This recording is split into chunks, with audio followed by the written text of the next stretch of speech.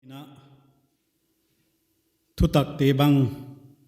pathian thu khalam thu te bang ngai ke thei zel dingina pathianina ahonom pia ahon pia wana khalam la te bang le ngai ke thei zel dingina pathianina ahonom pi manina amasaina ibiak pa pathian kianga thupina pa toina mile na te piaina ikhusak masa ahi tu zanina online tungto nina thutak an kuang on luisak tu di pastor Ginminthang local pastor EBCC Bethany akipanay dinga wana Phatna la on sading unaw pa Nangchinhau Kanaan akipan idinga hi i program te ihun te pathianina ahon zat pia en tu te lengai khe tu tia dinga vual zol na thupi tak mai ahong hi theina dingina pathian kianga thumna inei dinga lai siang tho kaon sim masadi chronicle korinte kianga pola lai khak ni na korinte kianga pola lai khak nina bungli tanga konsim di to pa thuina ngai di ko mau thu kagen ngal kewa KHRIST Jesu to pa kagen zo hi ko teleng Jesu ziakin sikha kahiu leng kagen zelu hi pathiani na thu sim khia itana walon zol ta hen thumna inei di to pa pathian tuni hunoi tang mai na hon bol saka online tungto na nangma thutak an kuang te lui khe thei lai ding khalam la te sa khe thei lai dinga yai bang hun hoi tang mai na hon bol sak manin kipa kin na kiang kipa thu ka hon genu ahi tu zanina to pa nasikha tungto ni na natate laka namite laka to pa khalama ka poimo anteu on lui khia a topa nasikha vanzata honzat saka topa ngai khe tu tia dinga le vual zol na thupi tang mai ki khek na le topa na thu ka zak teu ka hin pi theina dinguna na kha siang thoina na hon sem dingin ka hon chial a hi wana topa phanalan satudi nang mandin pilla om pilla topa la tungto nina topa namite hono pi dingin ngenin ka hong thu ma hi yai hun sunga sound to ki sai bang wana technical lambang ale BUAINA bang ma omlowa abula ka patu topa atop tan lamjang taka ka zo theina dingun na khut ha thili theyang ki kem sakin ki pa thu genin ahoni ta hon tan Jesu ming kong thum hi amen.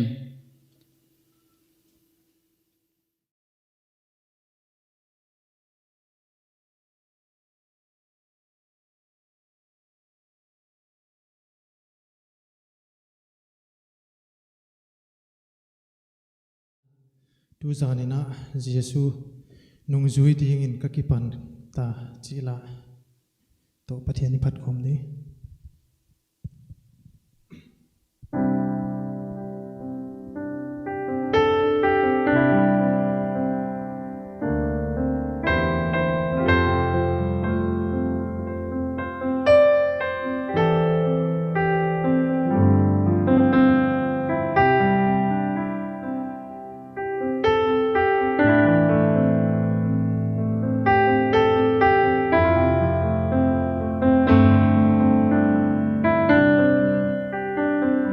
Jesu nungzui di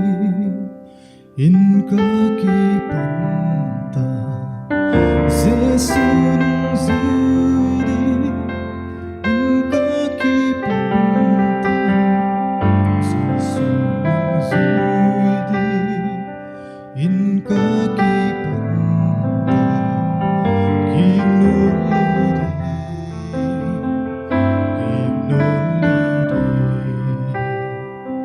Quan hồn dùi lâu dần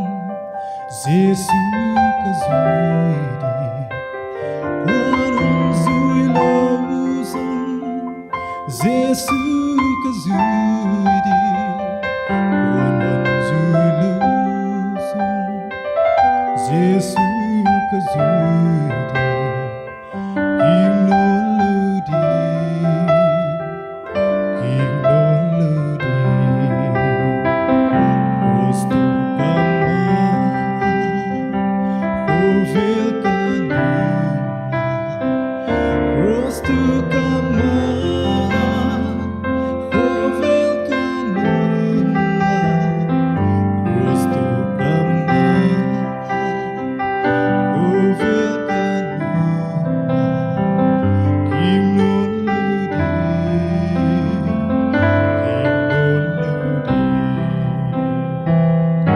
Across Bethany Giêsu mudongi Across Bethany Giêsu mudongi Across Bethany Giêsu mudongi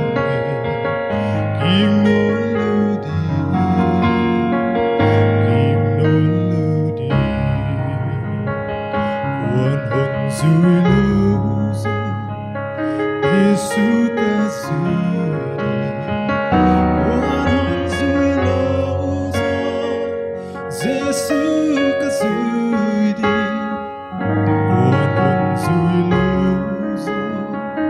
Giêsu ca dùi đi kim nôn lưu đi kim nôn lưu đi Christu kama KHOVEL Kanaan Christu kama KHOVEL Kanaan Christu kama KHOVEL Kanaan kim nôn lưu đi kim nôn lưu đi kim nôn lưu đi kim nôn lưu đi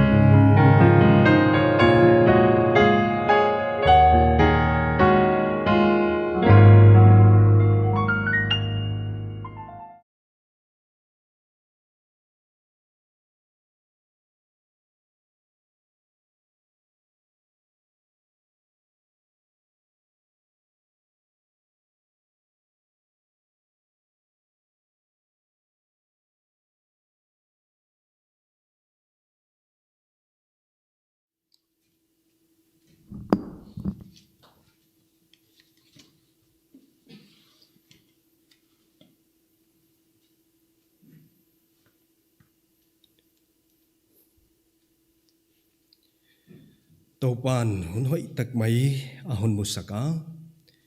tunina asaptuam EBCC Kanaan saptuam tungtonin yai banga tu lai van zatte zanga pathian thu gen khiak theina ding hun lem chang le hun hoi tak mai piakina ka oma ki pa huai ka sama ma saptuam te tungtonin topan thupi na tang le chi hi tua bana hi chi bangte sem zom thei zel ding ena topan abi kina EBCC Kanaan saptuam te hi hon wal zol hen lan honom pi zel hen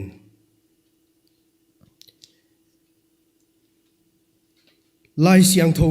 pathian thu mun khat ka hon sim ma sa pen pen di Peter thon khat na bunga tanggu ka ki panina tang kwa tan hun sim ding ka hi Peter thon khat bunga tanggu ka ki pana tang kwa tan wai ziakin ahun taka no ahun pa toy theina dingin pathian khut ha tak noya ki hi niamun aman ahun lim sagi ge ziakin namang bat na teng tengu ama a ngavekun pilwangun la lim sakun namelma u diabol hum pi nel kai hum ham bangin anek theiding zongin avialwa khi nau khovela omte tunga huchi bang thuak na te atung sam chi thein ging kit ging kip taka omin ama doun topan athui tan che da wal hun zol hen lam tuni hai hun hoi tak pia ka om lai hin lungsima hung lian ma yai bang KHOVEL BUAINA hipi zia ka BUAINA le thil tom zia ka sumle pai hitale bang hiam zia ka BUAINA tampi hong tung kom kala ei jing tu ten Christian tena Jesu Christ nung izuina bang din munina oma bang chi bang azui kha hi ya chi te hi tunina gen khomina to lai siang tho thu te apanina ki han thonina Jesu Christ nung zui dingina ei lung simte ingai to na te le ei ba ma leng to lama kalsuan na thakin nei theile hang to lung tup to tuni ina pathian thu lai siang tho tung to nina gen le hang china ka hong ki sa hi hunte a hong pai zela mi hing te adinga hun lam dang tak mai chini ni danga ei khang a ina to khak ngei dai het lo coronavirus ye kina BUAINA tuam itwak to u am KHOVEL pumpi ina anapu kha a hun lam dang tak mai hi chileng hi gen hial lo di ina mu ngei lo a hi manina himale hi chi bang hun buai huai is mi hinga dinga buai huai ma le lamdang ma a hi lain pathian thil bang kim hi theya dingin yai bang hun te hi a lamdang a ki heng lo thil a hongom lo di pi khat hongom kha chi dan hi het lo a hi chi ama sai na tu ne thei masaleng u thwai ka sai ye to bana tua I to lel BUAINA te ki dona te hi na ki BUAINA te haksan na sumle pa haksat zia ka BUAINA te hi pi zia ka BUAINA te hiam hi I pathian ina leitung en kai zo no lo control zo no lo hin chin wa za ka se gop buai za gop ki dona khongom hi pi khong leng ai cha leitung buai se gop to dan leng ai zen ke yang I thei ding a hoi chu mi hing tia ding ina lam dang in I thei ngei lo muna ai ke le ina to kha ngei het lo thil te tuak to zel ma le hang hi pathian thil bang kim hi the ya ding in hi ai bang thil te hi aman hong om ding a hi hong tung ding a hi cha lai siang thowa an again sa ama program ama tang ton thil gel te hi cha aban bana hong tung to zel hilel a hi manina tune eitia ding in haksa ina nuam lo yam buai hua yam in kilang leleng pathian program sunga pathian tang ton thilgela sunga hi chi hi tunina I thei u leng dei huai ka sa ye wai je kina u nau te yai huna apoimo pen tu bangdang hiloin KHOVEL BUAINA LAKAH Jesu Christ nung izui dinga hi chi ka gen nuam ye KHOVEL buai vung laka kip taka Jesu Christ nungzuiha ama de na banga hin khwa zanga haksan na bang ting hong tung le leng lungkham na le BUAINA bang ting hong tung le leng tua kom kala ito pa Jesu Christ nung izui ding tu nia ei ging tu ten yai bang huna I hi ding hi chi ka gen nuam mai wai je kina tu buai huna I buai vung huna Jesu Christ nung izuina ngai poimo ina lungsim wai lama pele hang wa hi thil poimo ma hi chi hi mang hil lo di ngai I buai zekin biakin te khakin thil tampi khol relaxing in omma leleng Jesu Christ nung izuina hi unaute khol thei I lo relax ai kele pause ai kele chi khol a om mai thei hi lo hi sumle pai zon na haksai na ni dang hun dang sangin hunwam lo pi khata ding kha hi ma le hang leng Christ nung izui ding hi imang hi lo te de hi chi hi tun tang in ka gen no mai to bana bang ting hong tung ma le leng to pa gam na sem te wa BUAINA te pau lama phút dẹp à khol mấy mã thầy kỳ lo hi tàu pa gam na xem tu ten lên Jesus Christ NUNGZUIHNA aksan na kom kala BUAINA laka thầy pa top so a Jesus Christ NUNGZUIHNA hi chi hi tu ni na igen wa mai to ding na a foundation apoi mo ma hi Jesus Christ NUNGZUIHNA kip ta kayom thei na ding in apoi mo ma hi pian thak na a hi am Johan bung thum tan chin hoi Johan bung thum tang som na a tang sagi na ka hun sim ding am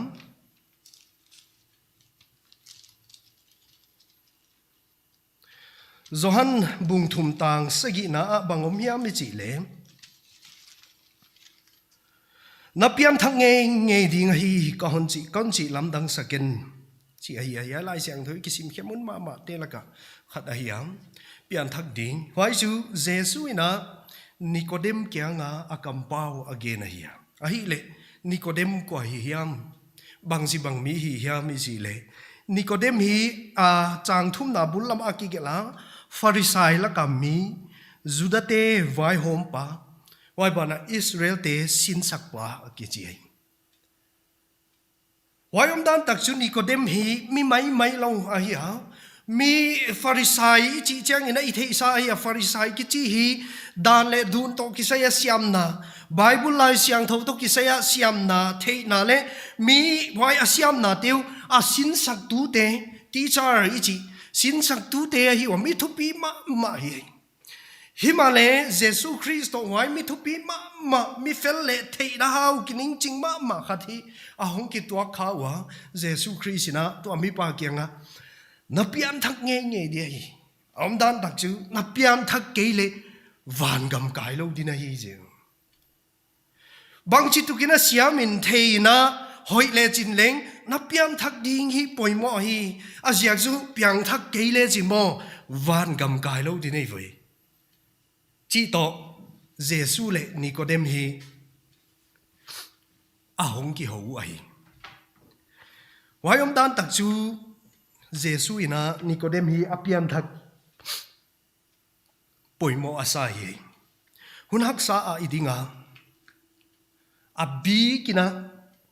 hi coronavirus la kayom laina tutung akipa wai ka sak ma chu igam sunga ei iten na chorsan pur sung ma leng mi phatuam ngai tam pi hi COVID-19 ina ahun mukhe sakhi tax force khong i ko ya wai ba na doctor te na sep na khong again sia ding om lo khop phialin asu na zanin isolation center khong ai kele khoneu kholiam ton swakina test na vabol na te khong vaccine kam na te ai kele thil bang hiama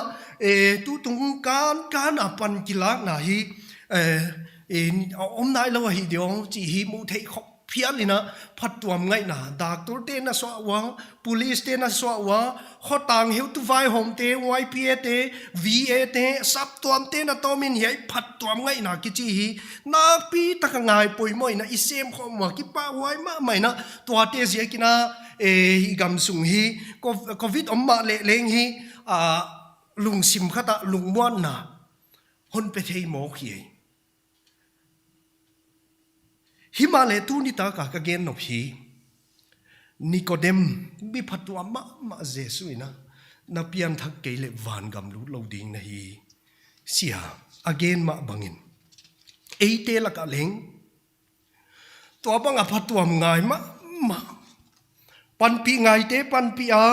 kal suana duty sun le zana oma hiai bang huna na pi ta ki su ka mi isolation na nak lep te na ngon hon dam tu in pang khai hi ma le hang leng den chianga piang thak lo hi khak ding ala huai ma hi ha bang chi tu kina phatwam ngai a pang hi le hang le I pian thak ke le van gam lut twan lo ding hi manina hiai hun hi piang thak lo pia mo khang san no na zang lo ina aziak tu to na dam lo kep te ma bangin jing ni thai ni chat nang leng to amun wai center khong na om ngai kha thei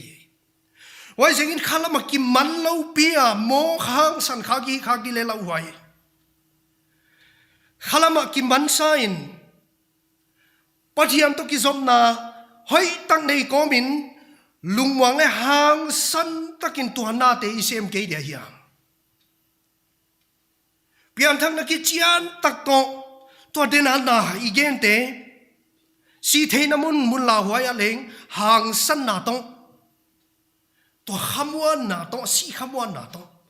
sem le hang unaw te hwai hi Jesu Christ nung izui ding dan hi ka si ai tu hun na nung hi chi leng unaw te imang hil lo dei vaccination to ki sai banga hian khat ten number za guk som guk le guk to ki zoma hi siangai to anabang nein aki kam ngam hello bol aki kam ulo bol kiyo mahi chi thu khong kana za khazeli rapture tung nai lo wa hi manin to abang thu te khong vaging ta a lao thong taka om di lo wa hi chi kwa pe mai na i thei sa a hi hileleng lung simangai to na a hong lut dinga de huai le hoi kasang ma tu bangdang hi loina unaw te tu hun pen wai 666 sunyam antichrist sunyam hi ke ma leleng huaya den chiang a hong tung ding thil te to kisaya i KHOVEL hi nak pi takina kisakho la hi chi imang hil tuan lo dei hiai pen 666 to kizomai hi chi theina ai kele huai pen ging ta ke ma le hang leng tua ilai siang thuin hun hong tung ding again te to kisaya lai siang thun again te huai te adinga leitung hi kisakho lina hi thei ngei ma lo de igin tak te na tom leng tuina chu hi thei di hi le kilomina hong om ta o lai siang thun again ni dangun danga yai bang sidan ni na hi thei ma dia ichi te khong le tu na una te ngai to thak ma dia hi thei di why dia KHOVEL ki sa khole why je ki ni ki velu om iki en chian om KHOVEL hi man ma ta hi la ya nang man nai lo nai khak di la u hai man lo pia patu am ngai ta ka wa ki pe vu wa mo gum lo khai khak di le la u hai i man phot dia to pa pathiam to ikal pen hoi takina man siang dim demini koi di azia tu leitung leng to adinga ki sa khol wa man lo ta hi manin nang pen naman ngai man lo pia om kha ka den chianga khol du khonung thom hau phing khonung lau phing khonga om kha khi unaw te dei wai lo ai chiza wai lo ai manin iman phot ding wa bang chitu ka KHOVEL ki sain hong ki no in om he hu le leng khalama ki man pe ma phot le hang unaw te to a ina sep dana leng hong nom dinga ikal son na leng to asang ina hong zang khai zo de ong ka chi lai siang thun agena luka bungsom ni le khat tang som le khata bang chi hiam mi chi le ito pa Jesu Christina hun na nung ding to ki sai chiam te na hongom ding khen khat agena nung zui te kyanga akyangwa nam tuam ki do ding wa gam tuam ki do ding u zina pi takin aling dinga mun tuam kial akedinga hipi aleng lai ding wana ki pan thilla wai le chiam te na thupi tak ahongom ding hi chi wai chu banga ken na hi hia me chi le den chiang hun na nung lam chiang hongom ding hun top chiam te na sign ji chi te hiai te hi chi na again hi kidona to ki sai thei khalo thu kido tu thang te za khang dei lo ilaka yom de o nai chika ikianga Burma Myanmar BUAINA ai ke le Middle East gamte BUAINA to kya tham loina ei loi nangon in leng ki do na hongom khaging ven ai not to ding in a thau khong i kai khoma underground khong in ya ho china nam to ma mi to ma mai lai leng thao bằng dài hiam bom bằng dài hiam to om tê sam tê bằng đi chắc coi máy máy đi mo hello khi đầu na đi về mi cạp lúc nang ấy khi đầu đi ngà KHOVEL khi sa khol nai lo ai na chỉ lệ ngay to thắc đi ấy ta na lấy khi sa khol ta vì Wai zeng ki do thu thang tiếng om ding hi wai te hi hun na nung chiam te na hi ilai siang thuin e to pa Jesu Christ kam pa wa hi kial hong tung ding again oma hipi hong tung ding again oma to te to ki sai khong hi gen chen ngai lo wa thei sa hi wai zeng hi hai teng te hai te teng hi aba na hi chi hong tung ta hi manina unau te i hun nei hi ki man lok na dia hun hinon lo ki man lo na di hun hinon ma lo hi chi thei ko min ilaka khat to piang tha khanai lo ki chian gen di Jesu Christ to ki zom na ai kele pathian to ki zom na ki chian gen di nei kha thei khol lo phing to bang mi yom khak le unaw te na nga ding na hun lem sang ai a hun lai ki chiao ma anai lai ki chiao ma ilai siang tho in ge na hi tua te a hi non lo hun hongom ding a hi manina tu ni na piang thak lo khat to yom khak zen le tu ni ta kai message hi nanga ding ina pathian ni na lung tanga thu again na hi hela na thei siam ke le leng na kim na kyanga upa te pastor te pathian kam na sem tu te om u a tua te vana in la na kal pathian to na kal bol lem phodin Why bol lem lo pin patuam ngain vaki hai pe ken den chiang ina why na mi kep isolation sidek te bang panga nang leng jin chiang om ding le khathe ke leng jin chiang om ding leng hi khathe ka hi manin unaw ti yai kimman na yai pian thak na ki chi hi poimo lo teli to bana abani paisuk dinga why pian thak na dik tak to topa minina kaliswan ke de ya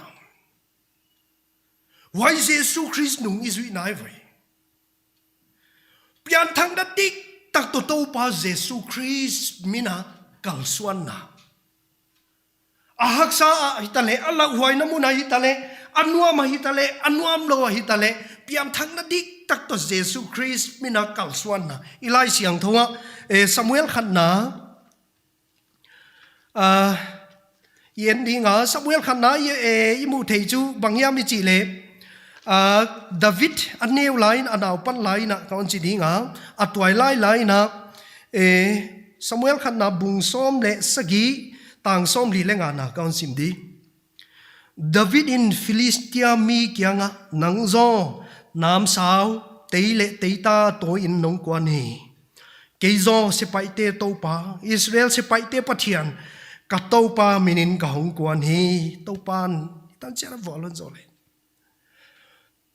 Twilight David ina why a media ding a til Thupi ma khati ahun sem hiai why zu agal te tunga vol zona Philistia mi hat pa Goliath tunga vol zona hi why David tung to na Israel ten nga u hi mo gaive agamwa dinga hiai kan akipa waile lo chin na Thupi om lo di khop hial hi wa ya naw pang chik khatin hon sem khe thei mo hi ilai siang tho bang chi bang wa hong om the hiya mi chi le chiang takina agena ke kato pa minina Israel te pathian sepai te to pa kato pa why minang kalson ka hi Why Israel te pathian thilpang kimi the mun tenga om pathian rahan na kining ching nei pathian pen ama a hi chianga lao thong het lowa doi lo het lowa sepai te tengin leng ala u Goliath hi naw pang chikhat David in hi mai to ngam mo hi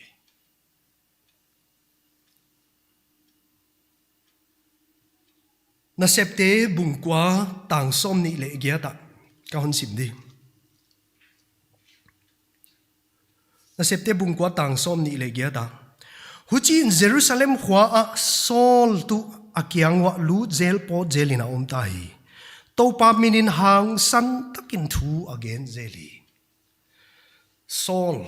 kumpi Saul pe na hi ke ya Saul tu akigen pe ni Saul tak Paul la hiam amin masa Saul a hi je kina hiai apian thak tung la ya thil ki ge la hi manina amin ki hek ma a Saul chinaung ki ge la hi ama hi Damascus lampia pian thang na Jesus Christ to kitwa na ahon ne yang huchi na ahin khwa hong ki hing lum letina alampi tot pen hong ki le bul chetina ni danga Christian te soya pa hi tu na Christ na sem ding ina ahong ki pe hiai wa hi Saul hi na hi why ahong ki pya khyap tung lai na aging tu ana sa ten Jesus Christ tu ana zui sa ten hi yai Saul tak Paul hi ging ta zo lo hi abulam sim le sin aging ta zo ke wi hiai pan to bang ha pathian thu gen ki chi mok pen he ba hin khwa ki hek chi pen ging ta zo lo wa hi le leng Saul tak Paul hi amu le a thei pen a chiang lo ma hi manin apian thak na pathian to ki zop na Jesus Christ tung to na ki zop na pen chiang lo ma hi manin bang chi tu ka zum huai din mun hi ta le leng why a Christian pi te na ngon in le thei siam lo din muna e ging ta zo lo din muna le u leng Saul tak Paulina ilai siang tho sim na bang to pa minin hang san takin thu again zel hi je to pa mina hang san taka thu gen jelai mi ten a Christian pi ten angon in leng agin tak zo lo lai un aman hi hang san takin thua hon gen to zela amai lamin khwa te i thei sai lai siang thua tam pia ki gela kumpi te mai adin na hong ai kele Jesus Christ guma akal suan a hin na dinga lau thon wai na din munale adin ngam na te khong hi ye lai siang thua mu thei na a om ye bang ziakin topa minakal suan hi ziakin hiai bang hang san na te anei hi to bana ama mai na gena kolosa te bungthum tang som le sagia bang chi hiam chi le huan nahi pe ma u thugen a le thil hi a ama zia ka pathian kyanga ki pa thugen ko min topa Jesu minin hi vekun na je Saul tak Paulina ge na tu nei Christian te ging tu na thil hi pe ma u ki pa ko min Jesu Christ minin hi un pian thang na dik tak to pa mina kal suan na ki chi tu hun KHOVEL BUAINA LAKAH ging tu te ikal suan ding dan Christian ten ito pa Jesus Christ nu izui ding dan hi to pa min suangin pian thang na dik tak to pa min suangin kwa ma in thil hoi lo hi mi ma hi thei ke ai ngei ke to pa min lo ko min kwa ma in zu adon ngei ke ya kwa ma in leng to pa min lo ko mina ne guk ta guk na hiam ai ke le thil ki lo to pa mina pian thang na dik tak to pa mina kwa man wai te sem ngei lo ai to bang to pa min lo zen pia dik ta lo na ne guk na ya mai ke le thil ki lo hi dia ki sa yom le wai te chu piang thak lo zo hat mi chalak lepchia nya belam vun sil chi te to bang te amo ka pathian min lo hi manina ham sia tina om nge ding ai wai janga hiai hun hak sa KHOVEL BUAINA LAKAH ei ging tu te i kho sak ding dan i kal suan ding dan chumo piang thak na dik tak to i hi peu ma to pa mina kal suan ding i hi peu ma to pa mina hi ding ai wai janga hi unaw te ma sapena heu tu vai hom te on hiai bang BUAINA LAKAH heu tu vai hom te heu tu lian le kho sung a dinga na xem đi ngà mô quang na pia cả ông tê piang thắc na dik tak to tàu pa minin na hon semun câu tan sik na mi pi te tan sik hong ne a เฮียหุนหักซาเป็นจันส์พัดตัวมปีอาเนกุกตากุงนาโตไก่กิไก่คมนะหุนนะอันนั้นจังไม่มาเกี่ยวละเปียงทักดิกตะกินหุจิบังอินบังจีน่าเซมเทียเฮียบังหุนหักสัตดีไงเลเลงกิเปียกโซนาโตเปียงทั้งนัดดิกตักตัวหางสันตะกะน่าหุนเสพดิงเฮียตัวมาบังอินะด็อกเตอร์เตนัร์สเตpolice เตทักฟอร์สเตตะเลงเฮียหุนเปียงทั้งนัดดิกตักตัวโตปามินาหางสันตะกะกัลเลกินอมตะกะอิเสพดิงไงอิเสพเตมุนอากิทะโลพวยฮีกิเกขอเราดิงCOVID วัดสุงดิวตีดิง COVID เวทเก็บดิงจีของฮีอากิทะโลมาหวยเลงฮีขอเราเทฮิเลงตุนีนาเด็กไงตัวเลงเด็กหวยก็สักตัวโมปวงนะตุนีนั่งตัวห้องกิงข้าเป็นไว้อันนั้นซูเปอร์วิเซอร์นะเฮลตุขัดินไว้ไว้อินไว้ดิวตีอินเจ้าอาฮอนโซลจีเคละไว้ตุงละมาดีนังไงตัวเองนะเฮียหุนาเฮียบังดินมุนาเฮียนาปอยโมตักเซมที่ดิ้งอับโมปวงนะปัทยานินอาฮอนเปียกะฮีจีลุงซิมตอกตัวนาเตนะฮอนเซปุเดย์ไว้ก็ใส่เฮลตุเตฮอนโซลวายกษับปอนกษับนูนฮอนโซลจีบังอันนั่งไงตัวเลยโอ้ท่าดาวหวยหุนอาเฮหวยหุนกี่เจ้ากี่เงินจีเทหุนดิ้งอมเดียฮิเลเลงหวยโมปวงนาเป็นตัวเตตุงละมาปัทยานินเฮียหุนักษามีหิงเตนะมีหินปีเตียดิ้งอ่ะหุนจังนัวมาหวยดิ้งอ่ะโมปวงนะหุนเปียกะฮีจีบังอันไงตัวเองกิทะลอบเลยหางสันตะกินตัวนาหุนเซมสวกไอดิ้งโมพุนมองเราเองวายตูหุนักษาเลยขอเวลบอยนาละกะเยซูคริสต์นูอิจุยนา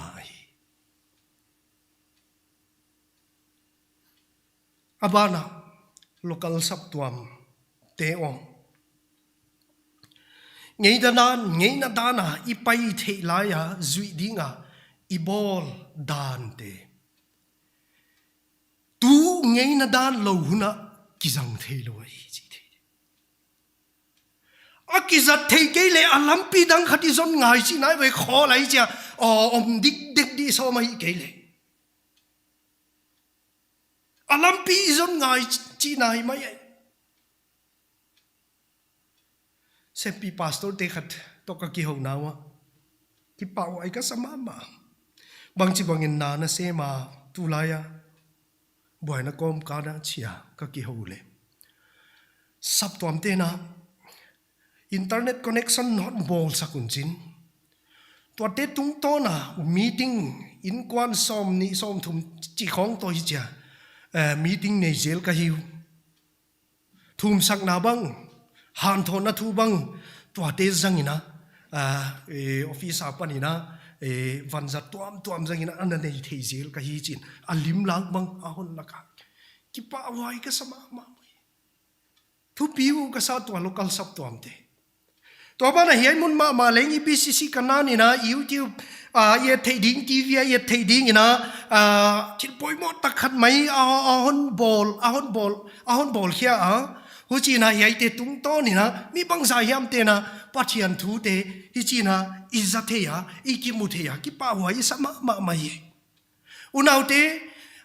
เฮียตัวเนี่ยไลฟ์broadcastเป็นฮีมีตั้มปี viewers 2K 3K 1K ไม่ได้มีซ้อมนี่เจ้าอินะไว้เตละกันเองมีสกิเจ้าอินะทำพัดปีเลงไอ้ข้าไม่ได้หิมาเลยก็เกณฑ์นบจุโมสับตัวมเตอบางจิตุกโตมีนะมีโตจิกินเอ็นฮิเลงจัดลัวเบียกินครอขัดมันสร้างมันพะโซยครอขัดเบียกินกิลำสร้างมีสกีนะทำพัดปีฮิจิบังแพลตฟอร์มเป็นตู้หุ่นปล่อยโมซอยฮิจิเทียเกณฑ์ใจไอ้เทียเลยเทียเสียมเลยปล่อยโมเลยสลาวิเวงนั่งปล่อยโมนะสักเกยเลยไอ้เทียสักเกยเดียหุ่นจีน่ะทำพัดปีเกยเดีย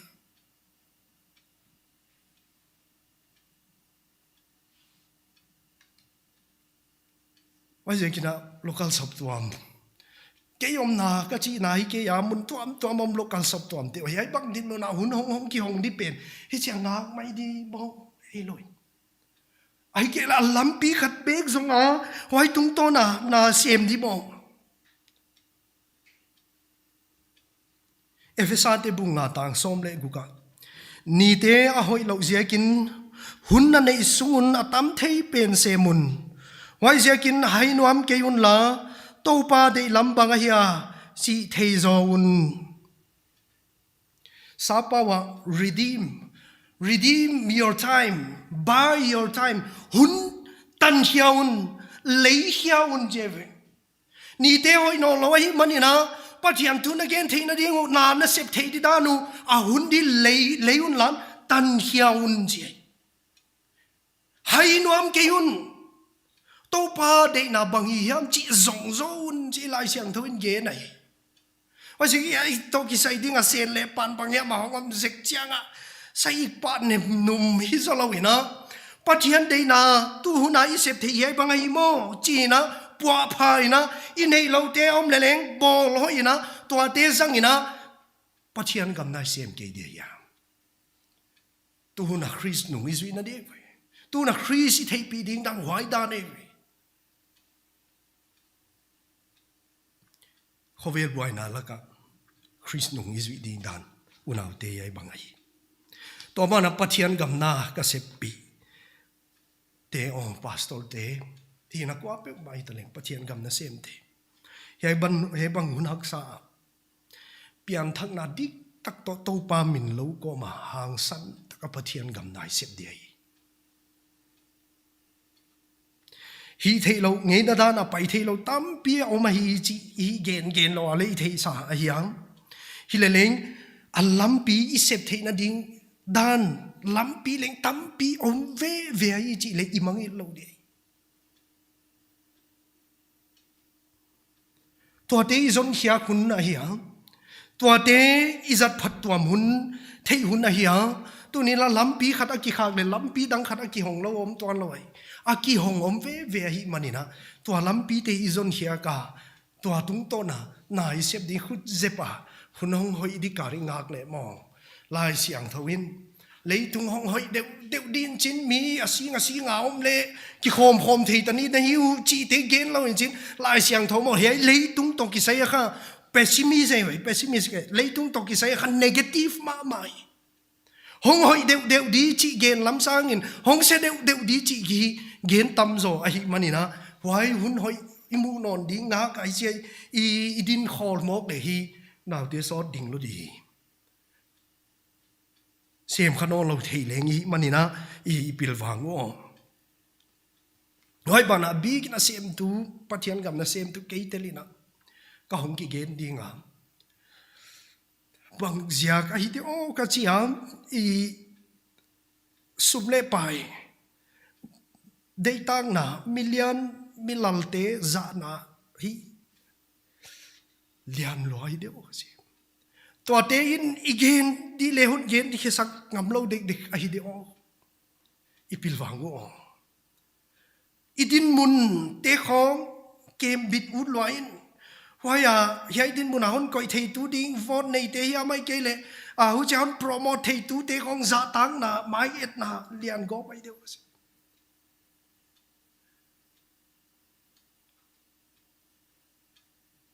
อดังเตเลตัวมาซงไอเฮตูเตคองไอตุงอาเซเฮตูเตคองไม้เอ็ดลัวพัดไม้ปะเทียนไม้เอ็ดขลุ่มปะเทียนพัดขลุ่มเฮตูเตคองพัดของอีกครั้งที่ตัวเนี่ยเสียมตูปะเทียนกำเนี่ยเสียมตูเตเลอีกเวลีฮิโอเกยเตละกางกิเกนัยหูสิบังดีลอยตูปามินาอามาเดดานเสียมดิ้งอาปะเทียนนี่นาหุนสับไปปะเทียนเดดานอิเซบนาอาสุขางมีอาเหตุขางมีออกมามิลลิอนมิลลันเลเหตุขัดที่ทุนนี้มาขัดเลงเหตุขัดที่ตัวบางคนเลงหางสันตะกาปะเทียนกำนัเสียมตูเต็นอิเซบดิ้งว่าฮีจีตัวนี้ตากินเกยเลเตลินะปะเทียนมีนี่นะอีกิหานโทนะฮีตัวบ้านสับตัวมีปีเตยายบางหุ่นหักษาตัวปามินทุปีนาดิ้งนะอิหินขวาอิจัดดิ้งไง tàu pam min Thupi na đi ngà siang thâu lệ pom ta hin khoai giật đi ngà hi hay bang huna lệ ka om nào area hi lockdown khau ma khat ni som sung hong ki imposa gate wala ki dak hingam lo phial khopina tua bang hi pot thei lo in a hi che ki khum to pani som kaun zat nunguna wai lockdown hong be takina na ote bang le chim ma taw hi manin hong ki hong deu ta hi ven china hun thoveng hun ol jang ding na ka in kwanu na ka hong ki pokhia wa khong lama ka tai to veng ogam la pi phadi tu ni chu ki zalen sak di china ka tai to wa hun ol jang ko chok di ka ki sak le ana hi het ki tamma mai tai leo chin no le mu di nai nungak tang valte lampia bike activa car le toam hunol sang hi ki pel jing ma gam la pi tai le phai la ma le om tho pate zong chi khong ki dim to wa ka ge nu chu hun all zat pen to banga hun all zat hi tu lai hun all om school ki kai lo college de la ai su ti ta di phot wa office tampi la ki kha ki sep thei na te hun all ki nei ma hi zat di ma hi hileleng ka hon ngen nop le ka gen nop chu ka tuai lai pi te ule naw nungak tang wal te tua bang huna leng pathian dei dana siang tho hin khwa pathian pom ta hin khwa izat dingai tua KHRIST NUNGZUIHNA tua hun ol te zia khonga kisu thang hoya kisu dere mai ding a pathian in a hon phal a hi ke ya bang chitukina ong in dakar som le ni sung dakar som ni le li sung hi di bang ma om lo hi le leng tua sunga siang tho le pathian pom ta hin kho izat ding wai jesu KHRIST nu izui ding da nai ikal suan ding da na hi chi hi ka gen mo mi to bana sumle pai kai khoma nek le tak ding kai khoma hak sat na tuak ka sap tuam nu le pa te ule naw te om hiai bang din mun ai din kha khi poi ka sa ang nuam lo mi kyanga wanget gi ge bang leng khat ve ni ve bel tu tuam hi le hong mun chiang na zum wai a hi chi hi ahun thei pi ma khat ka hi hun nuam lo taka iding ang hian te ding in covid jaga ki kep na isolation center khong ward sung khong le covid care center sung khong nga oma lung kham taka om tu ma in leng om ding ina ka hon ging tai i lung kham na te ai ke le i poimo te ya ya panina ka hon perfect ka hon pe thei ve ke chi ka thei ma hi le leng tun te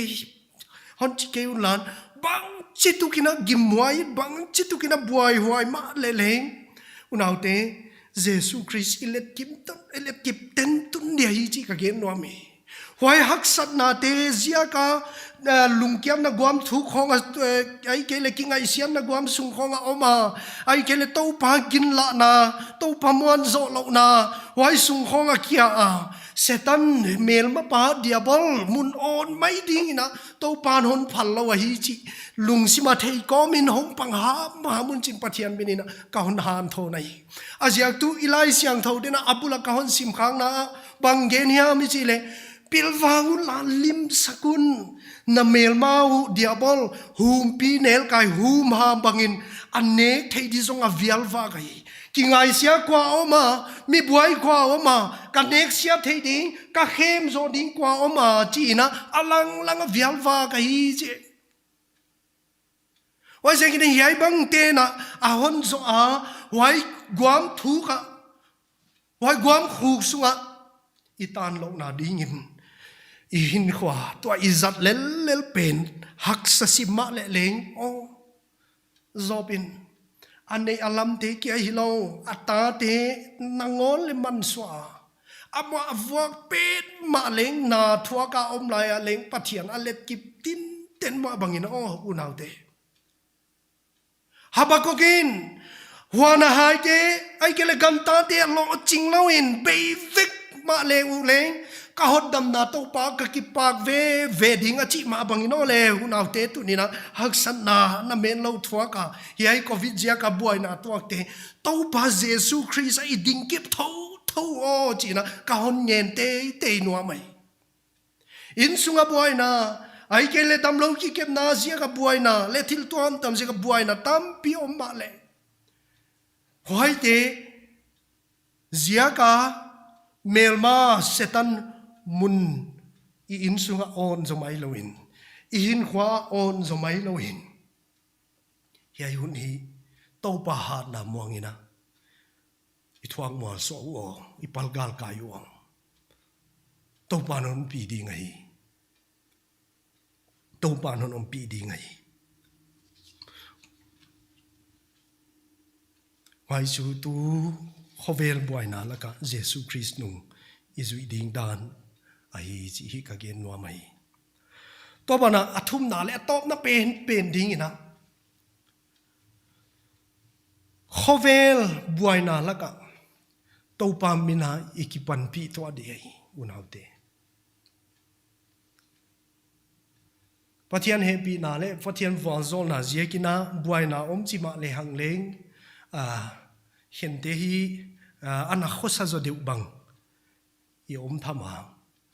sum de pai na aluang lu ding to hiện tế hong I boy le how sa sem nei de wa chi thei di khop pia ni na in lam te la khol chi lem ton khol lo ina a boy te boy tho ma le leng a boy lo ngal te hi van man tamin leng a hon su kha het kia hon su boy zo het kia bang ting ile Pathian happy na zia kina akho sa thei zo de wina Pathian ina ahon ko yakki pa ho isa to pa min I phata hi tua bang din muna iom khak le unaw te ong pian thak na dik tak to pa mina in kim in kiang haksa thuak te ahong ho ding bang leng na get hong di mai leng zum hoi sa na Thupi lama mai chiang CCTV khong beware of dog chi khong mai chiang mi hong lun ngam khol lo the ai hile leng mo naw te bang hun hak sa in sakin khang nek di nei lo wa om la yan ang lim al nek chi mong pen nom hin lo hi ki pan pi to ding hi chi ka gen no mai in sakin khang ipan pi to siaw ke ding ya to hi Christian te hin ding da nei to bang hi chiang in ei min than na ding hiam mi na ai hai pa zo fele hai pan he za pia hai pan he za tho chia mi hon gen ding am new sound ki so ding hiam why ei min than na ding ei min hoi na ding pen hi zo loin I lai siang tho bang gen ei ta to pa min Thupi na din to pa min aphat the na dingun to pa min Jesus Christ pen min ngai sang the na dingun nang hi zolawa apan pi na petu hi zolawa min wai tung to na Jesus Christ apa toi the na dingun Jesus Christ angai sang the na dingun je vai hoi je ka hi lim vakilak pi se le ngai lo vai ai ke le new sa hong so se le ngai khol lo apoi mo ke le wai te ke le na thil hi tung to na nang pen hi zo lo wa tu ne Christian piang thak dik takina a thil hi tung to na Jesus Christ pa to ya om ding ai Jesus Christ min lo a om ding ai nang min ni lo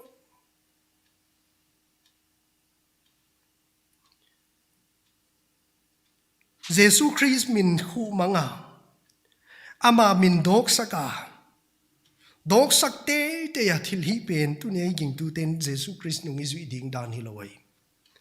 ikal suana pe wa ai min hiam ai ke le ai thil hi pen hiam sanga a dog zo ding chu mo ito pa Jesus Christ min Jesus Christ mel a dog de ve mel tung to na I o tung to na leng Jesus Christ mel I se pi bol te tung to na leng Jesus Christ min aphat theina dingu min apa thoi theina dingu ging tu ten pian thang na dik tak to kal iswan ding hi chi tu ni na ige nai Korin bung ni Korin thon ni na bung li tanga na deni na pastor dina hon sima ko mau thu gen ka hingal ke wa Christ Jesu to pa ka gen zo wi ko te leng Jesu Christ zia kin sikha ka hi uleng ka gen je lu hi ji sapa for what we preach is not ourselves câu lệ câu hông chỉ gen hi lâu cái con na xếp hội thế không hông gen à câu lệ câu mình hông cái sự thằng hông cái thằng nó mà hoài giang hông phải hi lâu cái hiu sol ta Paulina chỉ hi ông Corin sab tuam te kia câu hông cái phát đi câu hông cái pa toy hi cha cái thili teo hông advertise đi hông họ cái wa cái hông hiu chú bằng hi mà chỉ lệ but we preach Christ Jesus Christ tâu pa ahi chi ahi ka genu câu te le wai Jesus Christ na sem te asikha te ka hiu chi thu ai chi thu le lai wai se kin amau le amau ki advertise ki toy sang no miam ki gen nuam kalsuan ahi ke wa accept teu tung to na Jesus Christ pen gen oma Jesus Christ pen min aun ngai sang the na dingu min aun mu the na dingwa kal swan a hiu chi sol ta Paul na sep na a chiang ai tu ni na Jesus Christ nung zui nang le ke in le to banga to pa mina pan pi na ipiak te khong ai ke le pathian fuang zol na zia ka o hoi hon pia Phatna lai sak theina te khong ai kele talent hon pia music ging kilom tuam mi bol theina te khong ai kele sumle paya hon fuang zola tua te tung to na midang kwa yam anei lo zo deu te ihu zo na te khong o tunina min tham na ding yam thupi na ding yam hin zo lo in tua te tung to na i to pa Jesus Christ ma gen hong ma tua min ma ngai thupi pen le ngai sanga hongom theina ding in tua ding in kaliswan ke ding mo yai KHOVEL BUAINA LAKAH ging tu te Jesus Christ nung izui ding dan hoai bangai wai je kina amen email izolowina Jesus Christ mail pathian mail idok sagu ong pathian minin hang san takina kaliswan pe umawo le alam pi ding zong ina to pagam na ise bo kaliswan wo chen pathian minin ka hon nge nahi to pan athu gen te tan che da walon zo ta hen thum nai ne ding kabia ku van pathian ning le siang tho na sap tuam EBCC Kanaan te tung to nin he bang platform hoi tak mai na thu puan hiak theina na hon pia ka kipang ma na kyang kipa thu ka hon gen hi tunia na sikha ina ka gen khel na de lo da na ka gen kha wang lo kheng wala omle to pa na ngai dam na ka hon gen hi ka gen khak thuam sun te to pa zakha te laka hon hi let sakilla tu ka gen be mai hilawa hin khwa the nangma nungzuihna to pa yai te thegi je koma namin thupi na ding le nangma min pa to ya om the na dinga nangna te sema nangma nung hon zuya hak sathun abuai wai huna leng ku kal le ginom so hang san taka nangma zui thei ding in hon wa zolin honom pi ta in chiana kyang hong thu min le ka hun teu na hon bol sak na te je ki pa thu genin Jesus Christ men ka hong thum hi amen.